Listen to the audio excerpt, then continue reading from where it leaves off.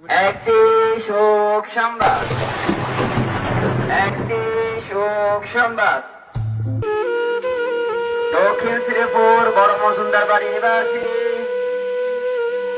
দক্ষিণ শ্রীপুর বড় মজুমদার বাড়ি নিবাসী মরহুম ইস্কান্দার মজুমদার সাহেবের মেয়ে, মরহুম ইস্কান্দার মজুমদার সাহেবের মেয়ে,